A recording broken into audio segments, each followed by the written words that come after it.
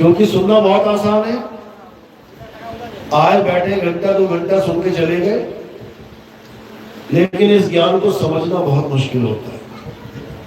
ये जल्दी किसी के समझ में आता नहीं है, और जिसके समझ में आ जाए फिर ये जाता नहीं है।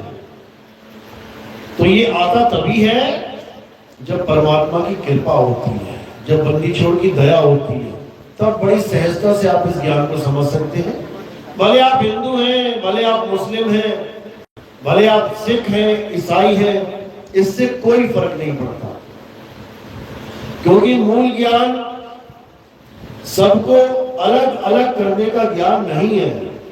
मूल ज्ञान सबको एक करने का ज्ञान है।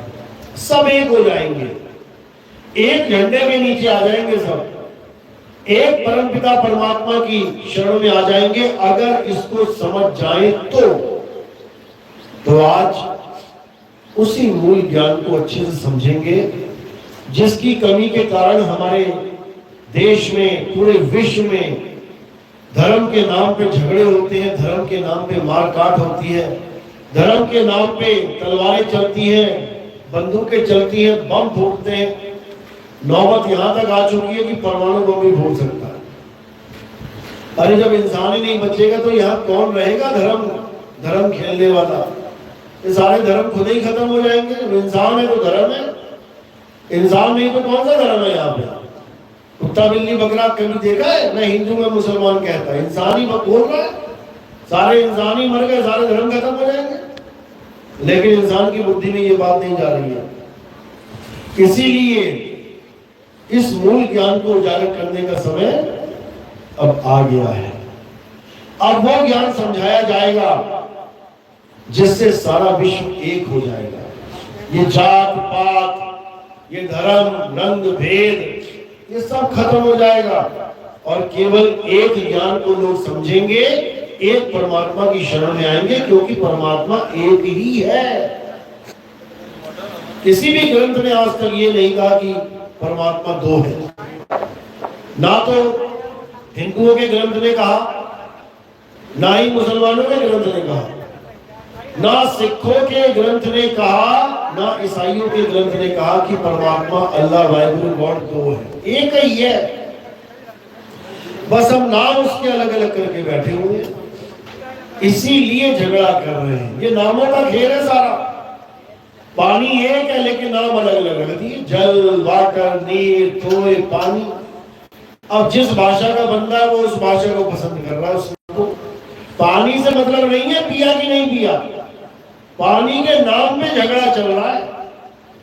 तो हम उसी नाम का खेल खत्म करने आए हैं और तत्व का ज्ञान समझाने आए हैं। पानी पीना है, पानी के नाम पे झगड़ा नहीं करना है।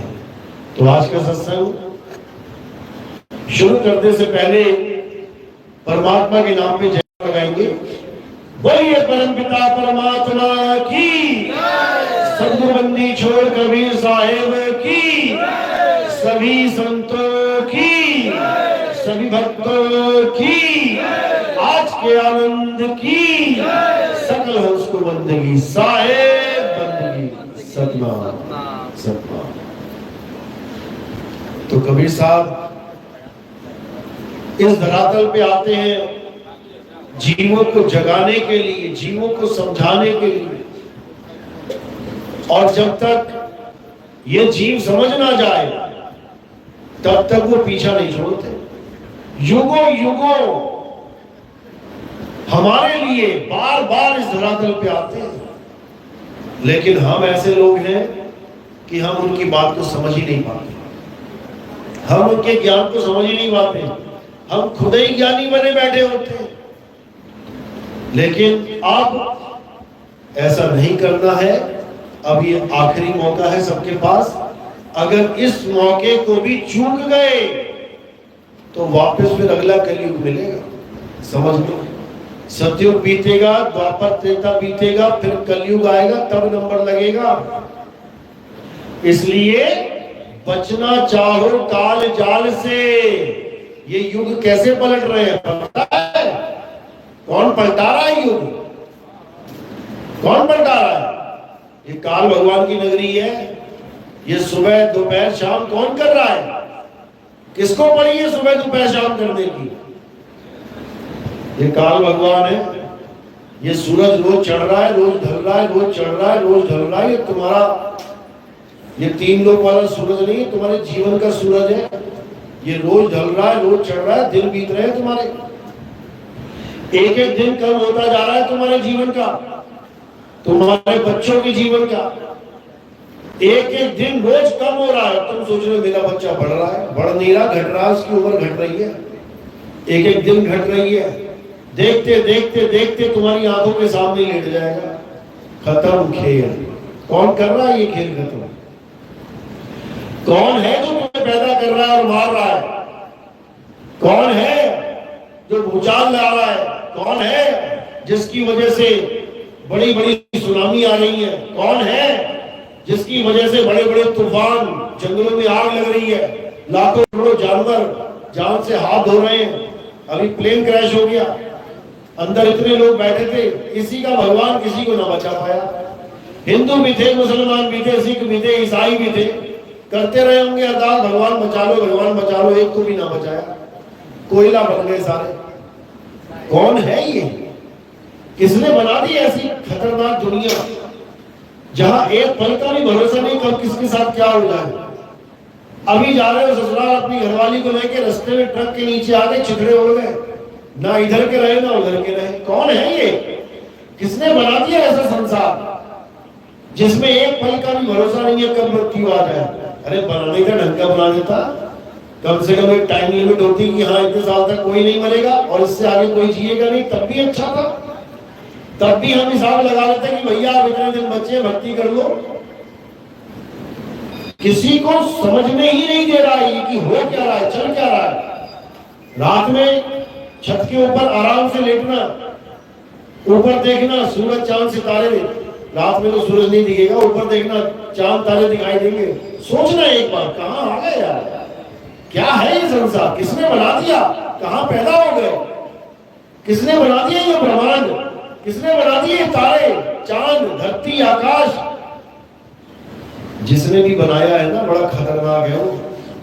बना तो उसने दिया है, लेकिन तुम्हें रहने नहीं देगा यहाँ पे ज्यादा लंबा। छोटे छोटे जीवन दिए उसने तुम्हें, छोटी छोटी किस्तों में जीवन देता है। 84 लाख बार योनियां बना रहा है, लेकिन छोटी छोटी किस्तों में जीवन दे रहा है। अरे 84 लाख बार बनाना ही है, जीवन देना ही है, एक ही बार दे दे। जितना 84 लाख को जीवन समय लगता है, एक ही बार दे दे। एक बार नहीं देगा। 1 घंटे का समय, 1 दिन का समय, 1 महीने का समय, 1 साल का समय, 10 साल का समय, 100 साल का समय, ऐसे छोटे छोटे समय बांट रखे हर योनि के।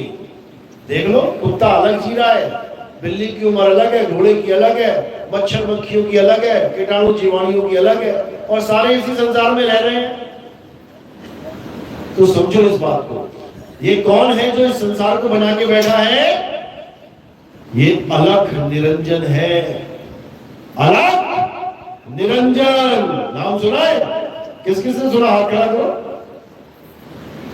सबने सुना होगा, ऐसा कोई बिरला होगा जिसने नहीं सुना होगा। सबने सुना ये नाम, अलख निरंजन। अब ये है कौन? इसकी शक्ल कैसी है? काला है, गोरा है, मोटा है, पतला है, लंबा है, छोटा है? ये है कैसा? किस किसने इसकी फोटो देखी है? भगवान राम जी की फोटो किसने देखी? हाथ खड़ा करो। कृष्ण जी की देखी है ना, हनुमान जी की भी देखी है, माता की भी देखी है, सबकी देखी है। अलख निरंजन की किसने फोटो देखी है?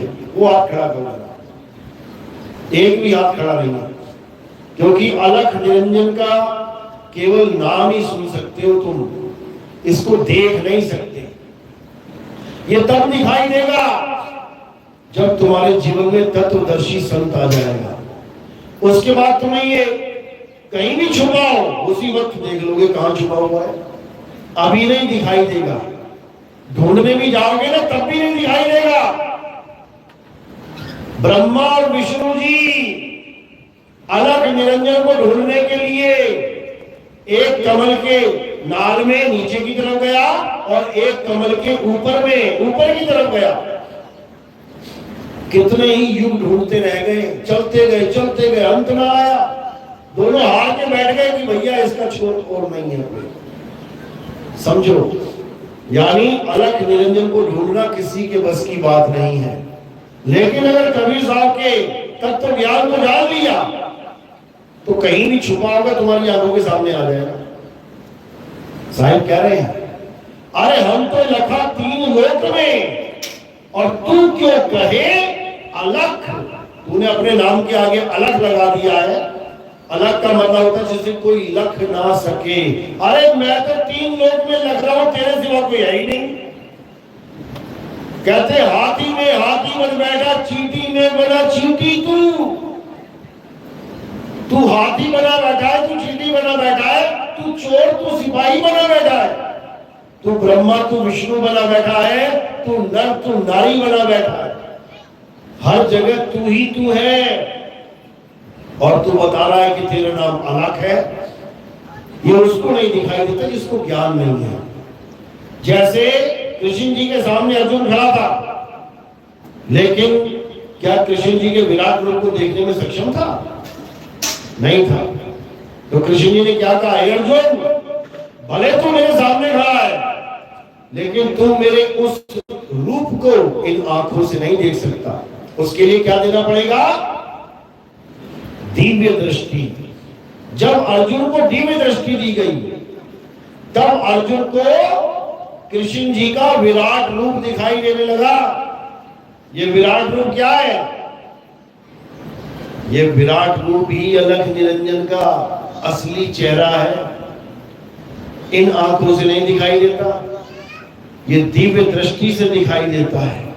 और ये कोई बहुत सुंदर चेहरा नहीं है, ये बहुत बढ़िया वाला भगवान मिल गया अर्जुन को। हाथ पैर कांपने लग गए उसके। अध्याय 11 पढ़ के देखो। हे प्रभु, हे महाबाहु, आप कौन हैं? अर्जुन कह रहा है। भूल गया कि सामने कृष्ण जी खड़े थे। देख के हालत खराब हो गई।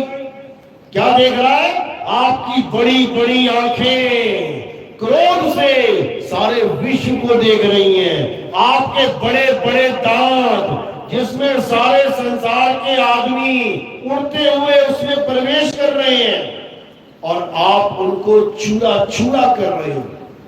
कुछ लोगों के सिर चूर्णित हो चुके हैं और वो आपके जबड़ों में लटके हुए हैं। जैसे तुम चाउमीन खाओ बिना बेतुके तरीके से, देखो आधा यहां लटक रहा, आधा यहां, ऐसे लाशें लटकी हुई है उसके मुंह में। वो देख के हालत खराब हो गई। कह रहा मैं अपने अंदर शांति स्थापित नहीं कर पा रहा हूं, मैं बहुत भयभीत हूं। बड़े बड़े राजा महाराजा, बड़े बड़े ऋषि मुनि सब आपके मुंह में जा रहे हैं, आप उनका चूरा बना रहे हो। हालत खराब हो गई देख के। तब कहता कि आप कौन हैं ये तो बता दो। तो इसी अलख निरंजन का एक नाम और है, वो क्या है? काल निरंजन। ये काल निरंजन है। इसी को देव निरंजन भी कह देते हैं। मन ही स्वरूपी देव निरंजन, अरे तुम्हें रात भरमाई हो, ए हंसा तुम अमर लोक का पड़ा कालवश आई हो। कह रही है देव निरंजन, ये काल निरंजन जब सामने आ जाता है तो हालत खराब हो जाती है। तो अर्जुन ने जैसे ही बोला कि आप कौन है, तो वो क्या बोले? हे अर्जुन, इस सारे संसार का नाश करने वाला काल मैं ही हूं। आप देखो अखबारें भरी पड़ी हैं। अभी जो कल एक्सीडेंट हुआ हवाई जहाज का, उसमें क्या बताया अखबारों में, क्या आ गया? इतने लोग काल का ग्रास हो गए, इतने लोग काल के मुंह में चले गए। उनसे पूछो काल है क्या?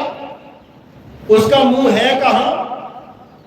कोई बताने में सक्षम नहीं है। बस घिसी पिटी लाइनें लिख के आगे बढ़ गए।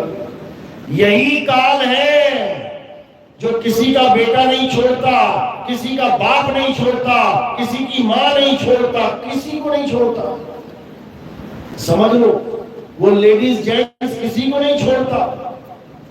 जब तुम मांस लेने जाते हो तुम ये देखते हो कि बकरा कट रहा है कि बकरी? तुम एक बार भी सोचते हो कि नहीं ये लेडीज है इसको छोड़ दूं मैं? जब बकरा खाने जाते हो, मीट लेने जाते हो, देखते हो एक बार भी कि बकरा काटा जा रहा है कि बकरी, मुर्गा काटा जा रहा है कि मुर्गी?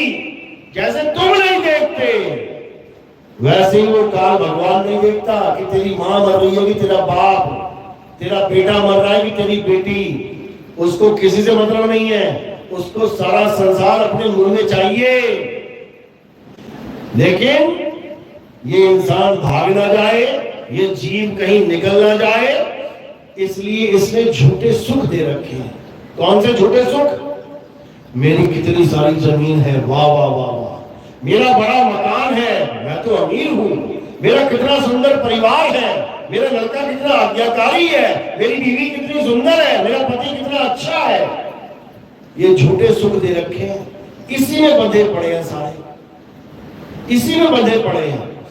तो शायद करे झूठे सुख को सुख कहे और मान रहा मनमोद, ये जगत चवैना काल का, कुछ मुंह में कुछ गोद।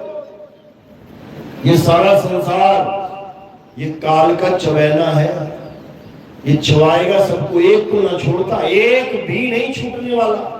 बड़े बड़े देवी देवता इस दुनिया में आए जन्म लेके, उनको भी नहीं छोड़ा, वो भी शरीर छोड़ के गए। यहां पे समझ लो कोई अमर नहीं है यहां पे। लेकिन अज्ञानता के कारण हमने इसी को भगवान मान लिया, काल को ही भगवान मान लिया। अब कबीर साहब समझा रहे हैं, अरे जो भक्षक कहां ध्यान लगाई, और जो रक्षक उसे चीन न पाई।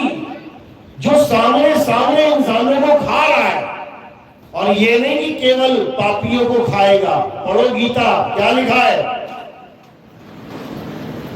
क्या बोला अर्जुन? अरे महाराज आप कौरवों के बड़े बड़े योद्धाओं को खा रहे हैं, सारे जगत को खा रहे हैं, हमारे भी सब योद्धा आपके मुंह में जा रहे हैं। तो भैया वो तो धर्म के साथ खड़े थे, उनको क्यों खा रहा है? अधर्मियों को खाए समझ में आता है, धर्मियों को नहीं खा रहा है, और कह रहे हैं कि मैं धर्म की स्थापना करने आया हूं। अधर्मियों को मारो, धर्म वालों को मार के भी स्थापना करते हैं क्या? अरे जब धार्मिक और अधर्मी दोनों ही मर गए तो धर्म कौन मानेगा? यहाँ पे मानने वाला ही ना बचा।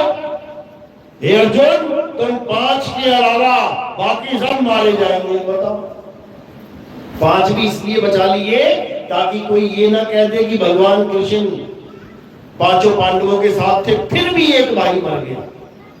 ये रक्षक कला होती है, बड़ी खतरनाक कला है। 5 को बचा के सबको अपनी पूजा में लगा लिया कि भगवान कृष्ण 5 के साथ थे, देखा बाल बाका नहीं हुआ। अभिमन्यु में कैसे हो गया? वो भी तो उनका प्यारा बच्चा है, क्यों नहीं बचा पाए? ये रक्षक कला है। और कितनी देर बचा के रखा? केवल युद्ध तक। उसके बाद 5 जा रहे हैं और हिमालय पे एक एक करके गिरता जा रहा है, मरता जा रहा है। युधिष्ठिर बचा लास्ट में, जब उसको लेके गए स्वर्ग में, देखता वहां मेरा कोई भाई नहीं है, मेरी बीवी नहीं है। अरे भाई वो लोग कहां चले गए? अर्जुन कहां है, नकुल कहां है, सहदेव कहां है, भीम कहां है, द्रौपदी कहां है? तो यमराज क्या बोला? वो नरक में पड़े हुए सारे। सोचो, युधिष्ठिर बोला अगर मेरे भाई नरक में पड़े हैं तो मैं भी नरक में जाऊंगा। गया वो नरक में और अपने भाइयों को साथ लेके आया, अपने पुण्य देके। जैसे तुम्हारे भाई को थानेदार पकड़ के ले जाए तो तुम जमानत करवाते हो जाके पैसा देके, अपने पुण्य देके नरक में अपने भाइयों को स्वर्ग में लेके आया। बताओ,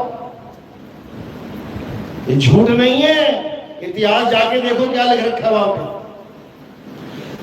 और गया क्यों नरक में? क्योंकि उसने भी एक पाप कर दिया था। क्या पाप किया था उन्होंने? झूठ बोल दिया था। क्या झूठ बोला था? अश्वत्थामा मारा गया, बस इतनी लाइन बोली। उसका भी उनको फल भुगतना पड़ा कि वो नरक के दर्शन करके आने पड़े, भले अपने भाइयों को बचाने के लिए गया हो। कहते हैं ना, कई बाप होते हैं, थाने जाना पड़ता है ना बच्चे की जमानत करने के लिए, तो क्या कहते हैं, इसकी वजह से मुझे थाने का मुंह देखना पड़ा। कहते हैं ना, तेरी वजह से मुझे कोर्ट का मुंह देखना पड़ा। ऐसे ही उस कर्म की वजह से जो अश्वत्थामा मारा गया, उसकी वजह से नरक का मुंह देख के आया युधिष्ठिर। नहीं तो अब पूरे जीवन में कोई ऐसा पाप कर्म नहीं किया था उसने।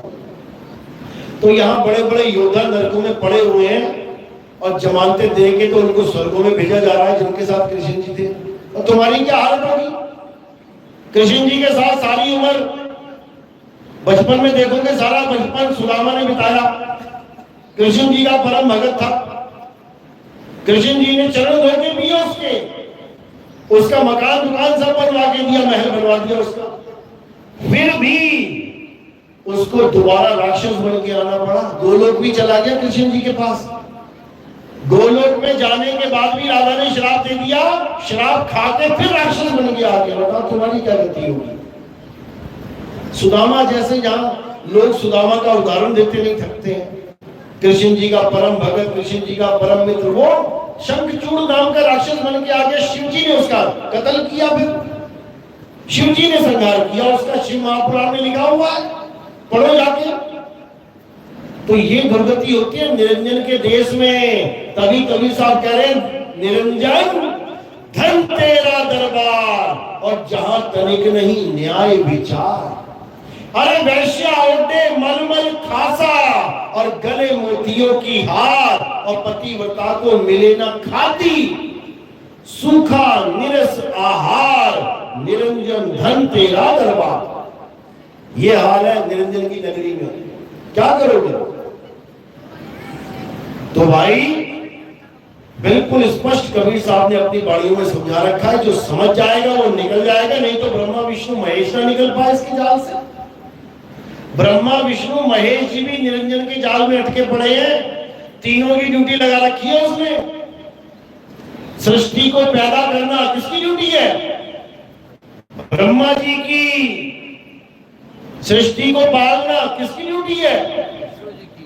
विष्णु जी की। सृष्टि का संहार करना किसकी ड्यूटी है? शंकर जी की। तीनों की ड्यूटी लगा रखी है संसार को चलाने के लिए। सपने में भी मुक्ति नहीं मिल सकती इन तीनों को, क्योंकि अगर तीनों में से एक भी मुक्त हो गया तो ये संसार चलेगा ही नहीं, खत्म। जिस दिन ये संसार चलना खत्म हो जाए, समझ जाना तीनों में से एक की मुक्ति हो गई है। और अगर अभी ये संसार चल रहा है तो भूल जाना कि तीनों में से किसी की भी मुक्ति हुई है। वो अपना काम कर रहे हैं, समझ लो अच्छे से। किसी गलतफहमी में मत रह जाना कि ब्रह्मा विष्णु महेश की भक्ति करके तुम्हें मुक्ति मिल जाए। वो खुद मुक्त नहीं है, तुम्हें मुक्त क्या करेंगे?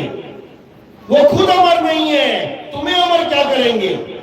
जितने भी राक्षसों ने भक्ति करी, ब्रह्मा विष्णु महेश जी को प्रकट किया, पहला वरदान क्या मांगा था? राक्षसों ने क्या मांगा? राक्षसों ने मकान दुकान नहीं मांगी, सुंदर बीवी, अच्छी नौकरी नहीं मांगी, बढ़िया बढ़िया रथ नहीं मांगे। क्या मांगा? हे भगवान मुझे अमर कर दो। सोचो, ये तुमने ना मांगा होगा आज तक मंदिर में जाके। किस किसने मांगा आज तक? हाथ खड़ा करो जरा। तुम में से किसी ने मांगा? किसी शिवरात्रि में, किसी रामनवमी में, किसी गणेश चतुर्थी में जाके कि हे भगवान मुझे अमर कर दो? यानी तुम्हारी बुद्धि इतनी छोटी है कि राक्षस से भी गए गुजरे हो। राक्षस भी इतना इंटेलिजेंट है, इतना चुस्त चालाक है कि वो मुक्ति वो अमरता मांग रहा है। अमर हो जाऊं एक बार। तुम्हारे दिमाग में कभी नहीं आया ये कि मैं अमर हो जाऊं। सोचो। और ऐसे ही नहीं आ गया राक्षसों के मन में अमरता का वरदान मांगना। किसने गाइड किया था उनको? कौन गाइड करता है? गुरु गाइड करता है। राक्षसों के भी गुरु जी हैं। तुमने ना बनाए होंगे गुरु जी कभी, तुम निगुरे बैठे हुए हो और और जिन राक्षसों को तुम घृणा से देखते हो कि ये तो राक्षस है, वो गुरु बना के बैठा हुआ है, गुरु के ज्ञान में चल रहा है। गुरु से ज्ञान प्राप्त करके उसको इतना समझ में आ गया कि भगवान से मांगना क्या है। तुम्हें समझ में नहीं आया कि मांगना क्या है। तुम बीवी बच्चा और मकान दुकान और गाड़ी बंगले में ही अटके रहो। तुम्हें ना समझ में आया कि मुक्ति क्या चीज है, अमरता क्या चीज है। राक्षसों को समझ में आ गया, तो राक्षसों ने वरदान मांगा, हे शंकर जी मुझे अमर कर दो, हे ब्रह्मा जी मुझे अमर कर दो, हे विष्णु जी मुझे अमर कर दो। तो मिल गया क्या अमरता का वरदान? क्या बोले? अरे भाई इस सृष्टि में कोई भी अमर नहीं है, हम भी अमर नहीं है, अमर कोई भी नहीं हो सकता। हमारी भी आयु है, ब्रह्मा की इतनी आयु है, विष्णु जी की इतनी आयु है, शंकर जी की इतनी आयु है, हम अमर नहीं है। तुझे कहां से कर दें? कुछ और मांगो। अब बुद्धि दौड़ा रहा है अपनी, क्या मांगू क्या मांगू, छोटा मोटा नहीं मांगता। कहता मुझे 3 लोक का मालिक बना दो, त्रिलोकीनाथ बना दो, मुझे स्वर्ग का राजा बना दो, मुझे महास्वर्ग का राजा। बड़े से बड़ा मांग रहा। उसके बाद एक ने तो हद ही कर दी।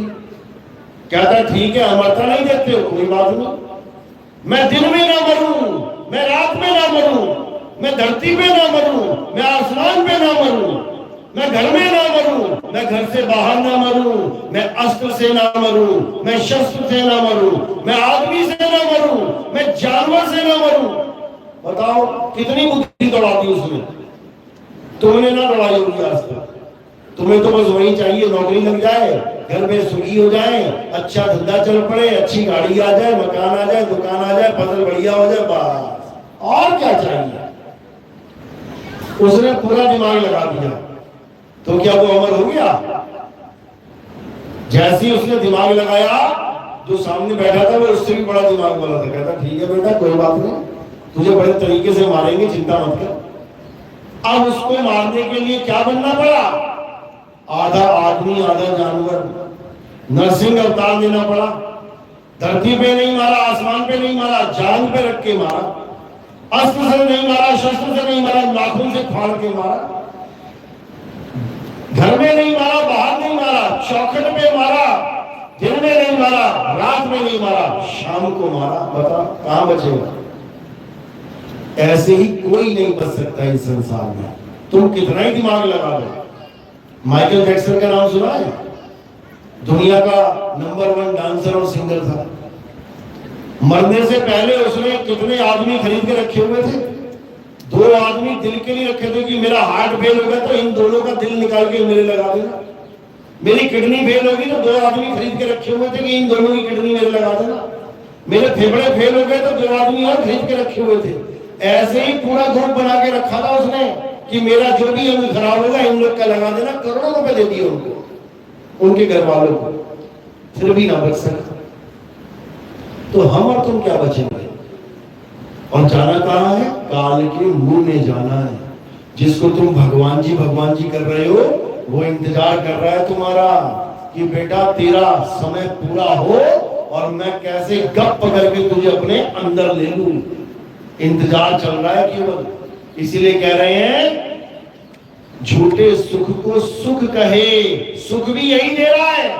हे भगवान जी बढ़िया नौकरी लग जाए, लग गई, बोलो बालाजी महाराज की जय, मेरी नौकरी लग गई। हे भगवान जी अच्छी बीवी मिल जाए, मिल गई, बोलो प्रभु श्री राम की जय, मैंने मन्नत मांगी थी, मिल गई। सारी मन्नतें पूरी करेगा तुम्हारी ये, एक एक मन्नत पूरी करेगा। उसके बाद आजा बेटा कोचिंग में, उसके बाद लेगा अच्छे से क्लास। तो साहिब कह रहे झूठे सुख को सुख कहे और मान रहा मनमोद, ये जगत चबैना काल का, कुछ मुंह में और कुछ गोद। अब मुंह में कौन है? देखना है मुंह में कौन है। एक बार आईसीयू चले जाओ, एक बार हॉस्पिटल में चले जाओ, इमरजेंसी वार्ड में किसी का पेट फटा है, किसी का हाथ कटा है, किसी का सिर फटा है, ये लोग कौन है?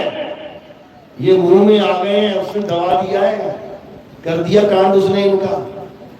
और गोद में कौन है? जो डॉक्टर साहब इलाज कर रहे हैं, अरे इसका इलाज करो, उसका। जो परिवार वाले साथ में आए, अरे डॉक्टर साहब इसको देखना। वो लोग कौन है? अभी गोदी में है, रुको तुम्हारा भी नंबर लगेगा, चिंता मत कर, सबका नंबर लगेगा, एक को भी नहीं बख्शा जाएगा, यहाँ पे एक भी नहीं बख्शा जाएगा, एक भी, याद रखना। तो इस संसार में हमें क्यों पैदा किया जाता है? कभी किसान को पूछना, ये खेती क्यों पैदा की है तुमने, क्या बोलेगा वो? क्या बोलेगा? इसको काट के खाएंगे। ये गाजरें क्यों पैदा करी? खाएंगे। ये मूलियां क्यों पैदा करी? खाएंगे। ये अदरक, ये मिर्ची, ये हल्दी, ये धनिया क्यों पैदा किया? खाएंगे। इसी प्रकार भगवान ने सृष्टि क्यों पैदा करी? क्योंकि भगवान जी खाएंगे। खाएंगे। और खाता हुआ दिखा दिया उन्होंने अर्जुन को। जब विराट रूप दिखाया तो क्या देखा? एक तरफ से सारी दुनिया उड़ती हुई जा रही है और उसके मुंह में चूड़ा बनता जा रहा है, वो कांप रहा, बाप रे बाप ये क्या है। दूसरी तरफ से पैदा भी करता जा रहा है। देखा विराट रूप किसी ने? टीवी में दिखाया गया था, यूट्यूब पे भी है, देख लोगे भी 2 मिनट में। किसने देखा? हाथ खड़ा करो जरा। हाँ, जिसने देखा है, सोचो क्या परमात्मा इंसानों को खाता है? क्या परमात्मा इंसानों को खाता है? इंसानों को खाने वाले को क्या परमात्मा कहते हैं? बस इतना सोचना है। और जो इसको मान रहे हैं वो लहसुन प्याज नहीं खाते, कहते हम नहीं खाते लहसुन प्याज। क्यों? अरे हमारा धर्म भ्रष्ट हो जाएगा। वो इंसान खा रहा है, वो इंसान को खा रहा है, तब धर्म भ्रष्ट नहीं हो रहा। धर्मियों के साथ सारे जगत को खा रहा है, तब धर्म भ्रष्ट नहीं हो रहा। और तू लहसुन प्याज में अटका पड़ा है अभी। इतना बुरा हाल है, ये मानसिकता है। तो कबीर साहब कह रहे हैं, जो भक्षक, जो शरेआम खा रहा है, कहां ध्यान लगाई, उसका तुम ध्यान कर रहे हो। और जो रक्षक, वो परम पिता परमात्मा दया का सागर, जिसको कहते हैं तेरी एक बूंद के प्यासे हम, क्या गाते हैं भजन, तू प्यार का सागर है, तेरी एक बूंद के प्यासे हम। ये बूंद है क्या? ये सारी दुनिया मुंह में जा रही है, चबा रहा है, ये बूंद है क्या? प्यार की, प्रेम की बूंद है ये। होश में आ जाओ, होश में आ जाओ। अभी भी नहीं आए, दोबारा से चक्कर कटवा देगा ये पूरा 84 का चक्कर, युगों युग बितवा देगा ये। यहीं धक्के खाते रह जाओगे, कभी चूहा बन के, कभी बिल्ली बन के, कभी हाथी घोड़ा सुअर बन के, कभी खटमल मच्छर मक्खी बन के, कभी सांप और बिच्छू बन के, इसी दुनिया में धक्के खाते रहोगे। तो अभी एक मौका मिला है इंसान जन्म का। अगर ये इंसान जन्म का मौका तुमने समझ लिया, तुमने इसको सफल कर लिया, तो तुम्हारी मुक्ति हो जाएगी। दोबारा तुम्हें इस नाशवान संसार में आने की जरूरत नहीं पड़ेगी, समझ लो। और मौका केवल एक है, 84 लाख बार जानवर बनाता है ये इंसान को, और एक बार इंसान जन्म देता है। सोचो इतना क्या डर है इसे? 2-4 लाख बार दे दे, अरे 2-4 लाख नहीं, 2-4 हजार बार दे दे, अरे 2-4 हजार नहीं, 200-300 बार दे दे, 200-300 नहीं, कम से कम 10-15 बार दे दे, वो भी नहीं, केवल एक बार। क्यों? क्योंकि ये मौका है भागने का, ये तुम्हारा मौका है भागने का। 84 लाख योनियों के बाद एक मौका मिला है भागने को, और इसमें, इस मौके में इसने क्या आड़ंगा डाल दिया है? इसने पूजा पाठ हवन यज्ञ, इसने सोना चांदी हीरे जवाहरात, इसने दारू शराब कबाब शबाब सब कुछ डाल दिया। बड़ी बड़ी गाड़ियां, बड़े बड़े हवाई जहाज, बड़े बड़े सब कुछ इसने लगा रखा है बीच में, ताकि ये एक इंसान जन्म कैसे भी बर्बाद हो जाए। इसने कुत्तों के लिए नहीं बनाई मर्सिडीज, इसने कृष्ण जी की सबसे प्यारी गाय के लिए नहीं बनाया हवाई जहाज, इसने भोले शंकर के नंदी के लिए नहीं बनाए पानी के जहाज। किसने किसके लिए बनाए हैं? केवल इंसान के लिए। क्यों? ये इंसान भाग सकता है, इसलिए इसको फंसा के रखो, इसका समय बर्बाद करवाओ। सारा समय मोबाइल में, लैपटॉप में, टीवी में, दे नाटक पे नाटक, दे नाटक पे नाटक। बस कैसे भी समय बर्बाद हो जाए, इसकी मृत्यु आ जाए और पकड़ के इसको चबाए और इसको 84 में भिजवाए। यही काम है उसका। तो साहिब समझा रहे हैं, अरे बचना चाहो टाल जाल से तो चीनो शब्द हमारा, और कहे कबीर अमर कर राखूं जो निज होए हमारा। कहते हैं अगर इस काल जाल से बचना है तो क्या करना पड़ेगा? उस परमात्मा के सच्चे नाम को जानना। कौन सा सच्चा नाम? जो इंसानों के द्वारा नहीं बनाया जाता। ये दुनिया में जितने भी नाम हैं, भगवान के, अल्लाह के, वाहिगुरु के, गॉड के, ये किसने बनाए हैं? इंसानों ने बनाए हैं, अक्षरों से बनाए हैं, होठ जीभ कंठ से बनाए हैं। अगर ये अक्षर ना होते नाम नहीं बनते, अगर होठ जीभ कंठ ना होता तो अक्षर ना बनते। समझो। तो साहिब समझा रहे हैं वो परमात्मा का सच्चा नाम होठ कंठ जीभ से नहीं बन सकता। ये जितने भी होठ कंठ जीभ वाले नाम हैं, ये नकली नाम हैं, इसी अलख निरंजन ने बनाए हैं तुम्हें भरमाने के लिए, ताकि तुम नकली नाम जपते रहो और उसके बाद मेरे जाल में फंसते रहो। अब क्या करना है? अब सतगुरु की शरण में जाना है। सतगुरु क्या करेगा? सतगुरु नकली नाम छुड़वा देगा और असली नाम बता देगा। सोई गुरु पूरा कहावे जो दो अक्षर का भेद बतावे, एक छुड़ावे, ये नकली नाम छुड़वा देगा। एक लखावे, असली नाम लखा देगा।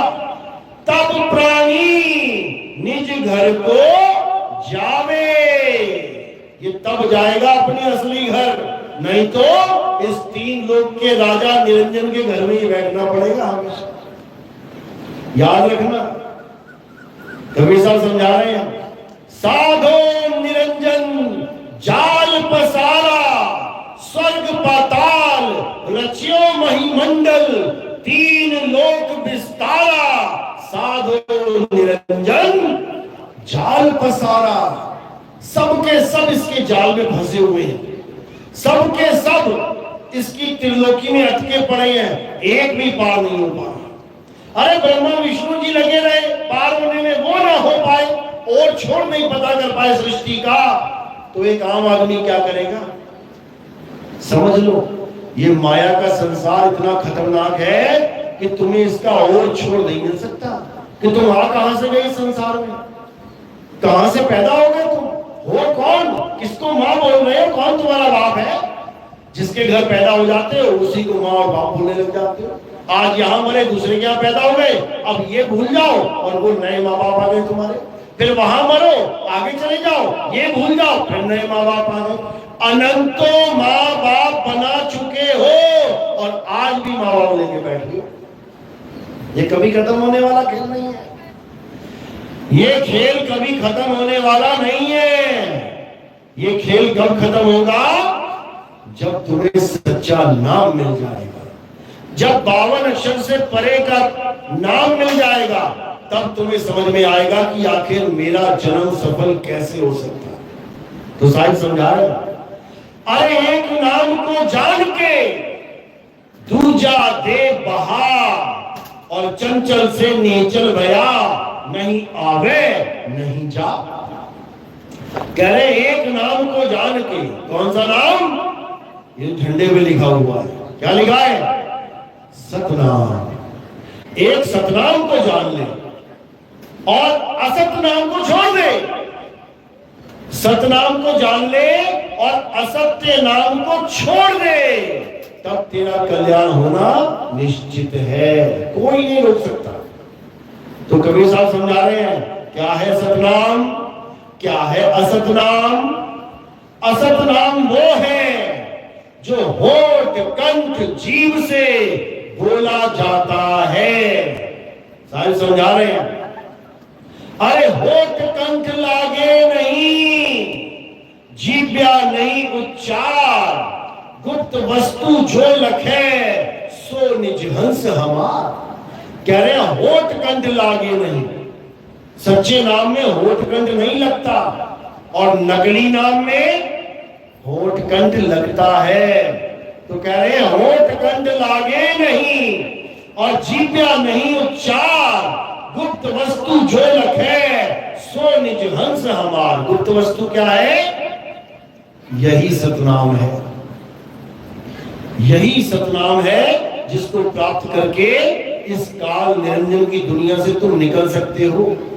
क्योंकि सतनाम जिसके पास आ जाता है ये काल उसको रोक नहीं सकता। अरे सत्य नाम आए जही विधि हाथा, तेही विधि काल नवाबे माथा। सिर झुका देगा तुम्हारे आगे और तुम उसके सिर पे पैर रख के आगे बढ़ जाओगे। जब तक सतनाम नहीं मिला भूल जाना कि तुम्हारी मुक्ति हो सकती है, कभी नहीं।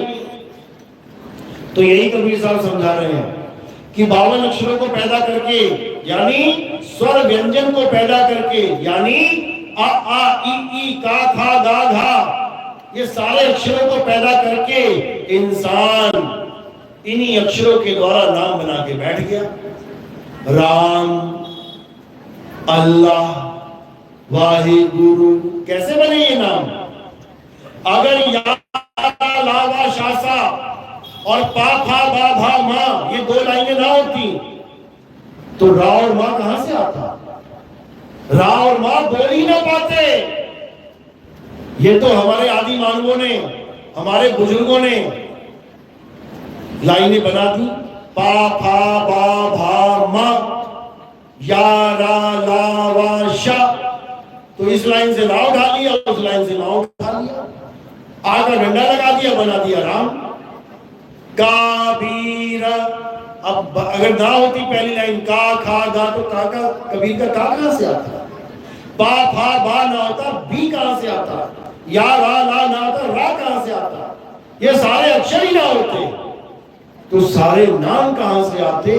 जिन नामों के पीछे दुनिया झगड़ा कर रही है, मेरा राम बड़ा, मेरा अल्लाह बड़ा, मेरा वाहिगुरु बड़ा, अभी पता नहीं है राम अल्लाह वाहिगुरु है क्या है, लेकिन नाम के पीछे लड़ रहे हैं सारे। और नाम कहां से आ रहा है? ये सब 52 अक्षरों से। इसलिए कबीर साहब ने मना किया कि 52 अक्षर जीव आधारा, आदि अक्षर जीव व्यासे न्यारा, वाही को सत सिमरण कहिए, यानी उसी को सतनाम कहना।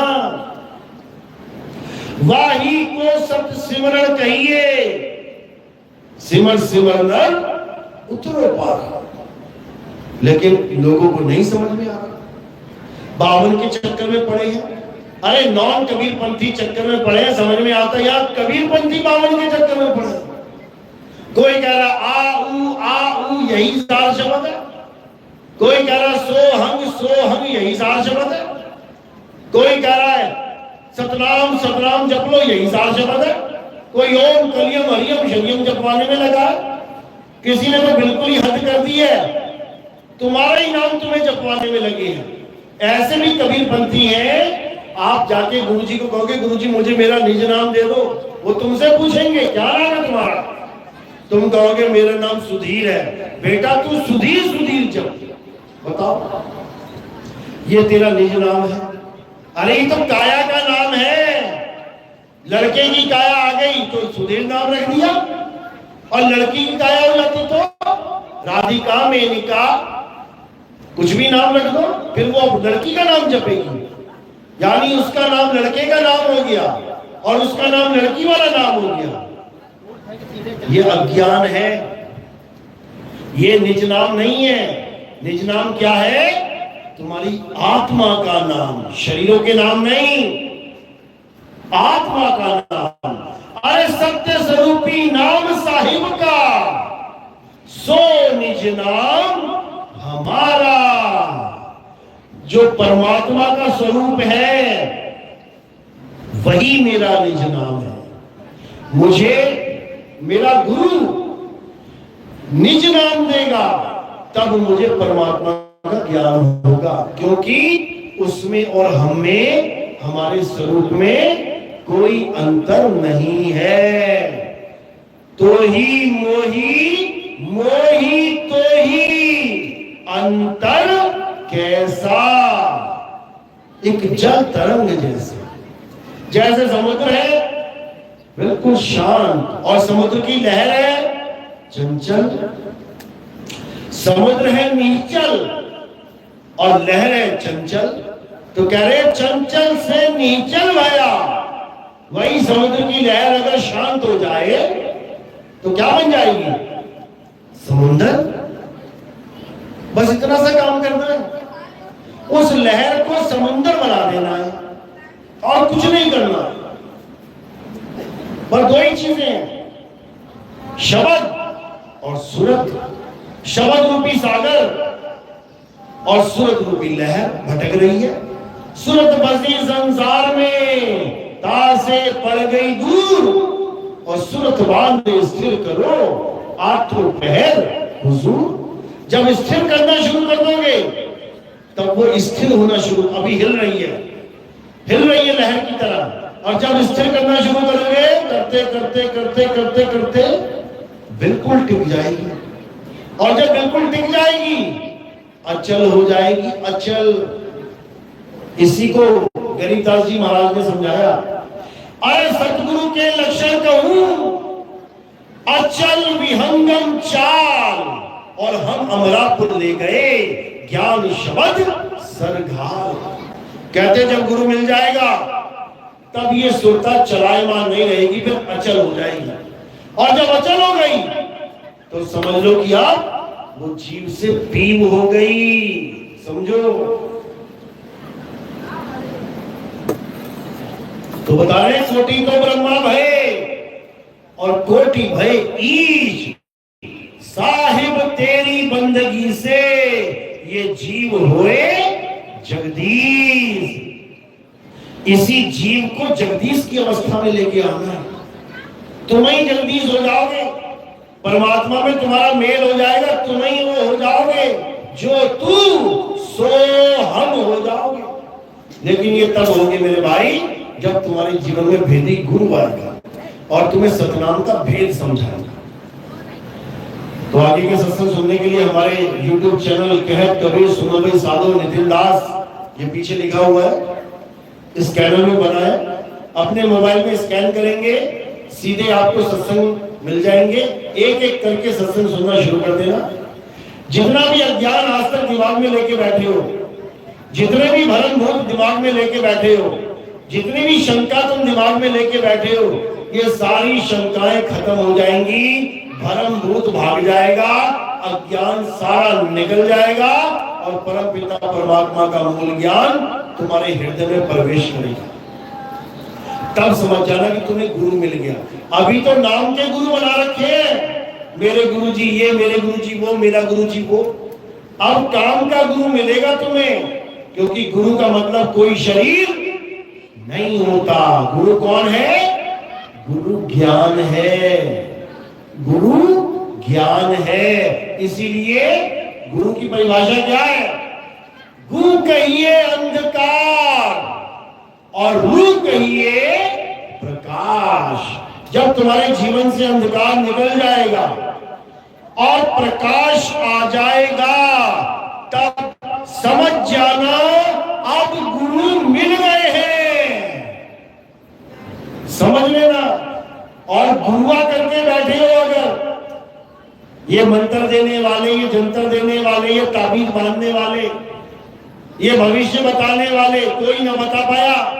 हवाई जहाज क्रैश होने वाले थे, सारे बाबा फेल, सारे बाबाओं के भगवान फेल, सारे बाबाओं के दरबार फेल, सारे फेल हो गए। एक बाबा ना बता पाया कि कल क्या होने वाला है, क्योंकि इनको खुद अपना भी नहीं पता क्या होने वाला है। अभी नहीं पता लग रहा है क्या होने वाला है। जब काल भगवान आ जाएगा ना मुंह खोल के, तब इनको याद आएगा गीता में संकेत दिया था अर्जुन ने कि ये खाता है, तब समझ में आएगा, अभी नहीं समझ में आ रहा।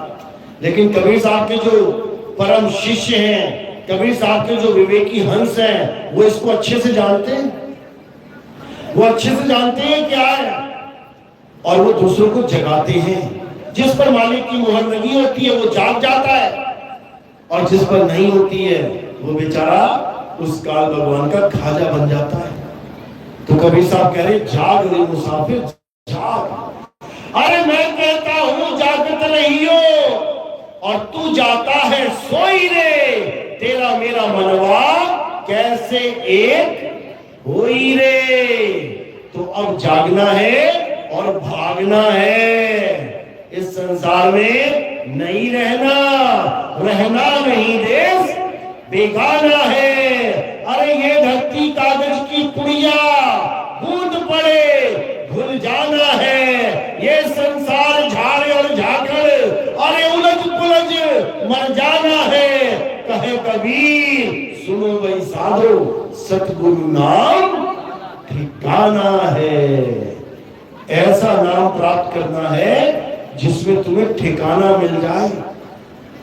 काया को छोड़ते ही ये काल भगवान तुम्हें दूसरी काया पकड़ा देगा।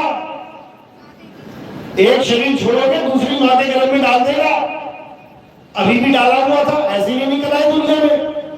मां के गर्भ में 9 महीने उल्टा लटक के आए और गर्भ में क्या अरदास कर रहे थे, हे प्रभु एक बार बचा लो, एक बार निकाल दो इस कैद में से, मैं तुम्हारी भक्ति करूंगा।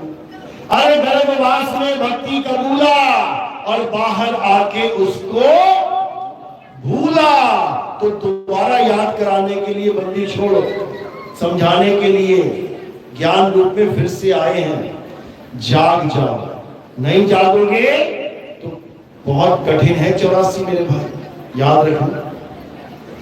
इतनी कठिन है कि तुम्हारी हालत खराब हो जाएगी, लेकिन दया नहीं आएगी। काल भगवान किसी पे दया नहीं करता, नहीं तो कर देता। देखे कैसी लाशें हो गई हैं, जल के कोयला हो गए। कौन से भगवान को नहीं माना, कौन से अल्लाह को नहीं माना, कौन से खुदा को, गॉड को नहीं माना। अरे मौत ही देनी थी, कोई आसान सी दे देता। इससे तो लाख गुना अच्छी आदमी ने मौत चुनी है।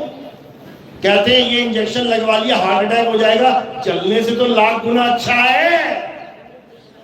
तुम्हारा कोयला बन जाए बम ब्लास्ट में, हवाई जहाज फट जाए, उससे अच्छा है बैठे बैठे गिर जाओ। जले तो नहीं कम से कम, पकोड़े बना दिए, हालत खराब कर दी। इतनी भी तरस ना आई उस भगवान को, समझ लो। और सबके साथ यही होना है, किसी गलतफहमी मत रहना कि तुम तो पूजा पाठ करते हो तुम बच जाओगे।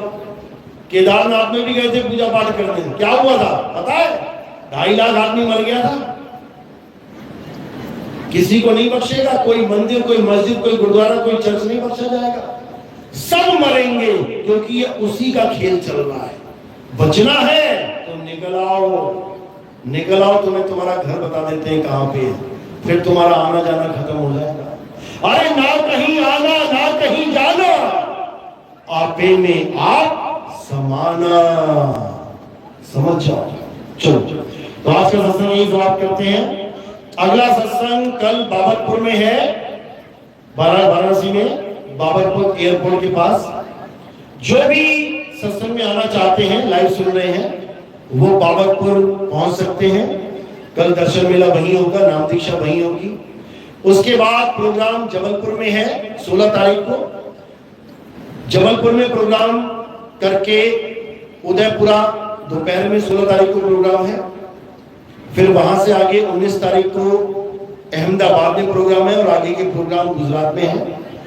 उसके बाद जापान का विजिट है, जापान चला जाऊंगा। 4 तारीख को जापान से वापसी होगी। उसके बाद दोबारा से प्रोग्राम चलेंगे जोधपुर में, बिहार में, वो सब आपको समझा दिए जाएंगे। तो आज का सत्संग यही समाप्त करते हैं। बोलिए परमपिता परमात्मा की, सतगुरबंदी छोड़ कबीर साहिब की, सभी संतों की, सभी भक्तों की, आज के आनंद की, सकल हंस को बंदगी, साहेब बंदगी, सतनाम। अब आरती के समय आरती कैसे करते हैं समझ लो। हमारे यहाँ किसी पत्थर की किसी फोटो की, कैलेंडर की, किसी फ्लैक्स बोर्ड की आरती नहीं होती है। क्यों नहीं होती है? क्योंकि ये सब निर्जीव हैं। ये बोर्ड लगाए, ऊपर मेरी फोटो लगी है, अगर ये बोर्ड गिर गया ना, ये दोबारा उठ के नहीं लग पाएगा वहां पर, निर्जीव है। इसको टांगा भी किसी जीवित इंसान नहीं है, समझो। तो हमारे यहाँ जीवित की पूजा होती है, यानी हमारे यहाँ जीवित गुरु की पूजा होती है। हमारे यहाँ जीवित गुरु यानी आत्मा की पूजा होती है। तो कैसे करेंगे आत्मा की पूजा? थोड़े से फूल उठा के मेरे सिर के ऊपर रख देंगे। जब मेरे सिर के ऊपर रख देंगे, इसका संकेत क्या होता है? पैर के अंगूठे से लेके सिर की चोटी तक, ये बीच में क्या दिखाई दे रहा है? नाशवान शरीर। तो हमने नाशवान शरीर की पूजा नहीं, हमने नाशवान शरीर से परे आत्मा की पूजा करनी है। इसलिए ये फूल नाशवान शरीर से परे रखे जाते हैं, ये आत्मदेव के चरणों में समर्पित कर दिए जाते हैं। तो एक एक करके आना है, फूलों को अपने सिर के ऊपर रखना है।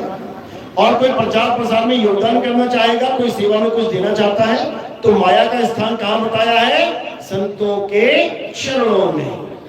माया को हमेशा संतों के चरणों में ही रखना है। यहां भी और कहीं बाहर किसी संत से मिलते हो तो वहां भी किसी संत को कुछ देते हो तो उसके पैरों में छुआ के फिर भले उसको, डायरेक्ट हाथों में नहीं पकड़ाना चाहिए। तो ऐसे आरती करनी है आपने। आरती सतनाम की कीजिए। बोलिए परमपिता परमात्मा की सदा ही चाहो साहिब।